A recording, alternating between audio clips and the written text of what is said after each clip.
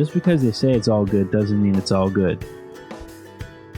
Looking back, it's like, dude, you're driving around with literally a backpack of heroin. Once I got around the idea that things were just going to be easy and that I'd have to work for them, and then everything changed. The opportunity to learn and to grow and to be better is what I'm talking about. We all get into it where we don't know where to turn or where to go. We're just lost, and we're lost in a day to day to day to day to day to day to over and over and over again. And nothing's changing because we're not changing ourselves. You don't build resilience by having things handed to you. You build it in the struggle. You build it in doubting that you can do something and then getting to the top of that something and say, wow, look, I did it. And then you go attack the next thing. It can't faze you because you're a professional and you're there to do a job. And here I am.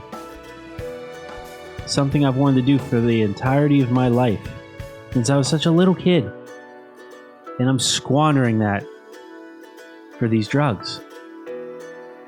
The fire service was something that I never would have believed I'd be able to live without. Well, I tell you what then, you go to the funeral home and you can tell that family that their kid is dead because of good boy politics.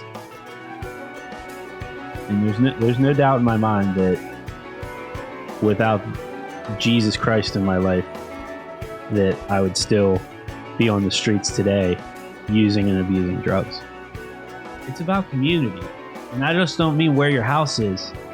I mean a tangible one that you're a part of and they care about you. That's what we need. How blessed are we, man? I mean, honestly. It's the best country, without exception. American exceptionalism, that's where it comes from. The best, bar none, no questions.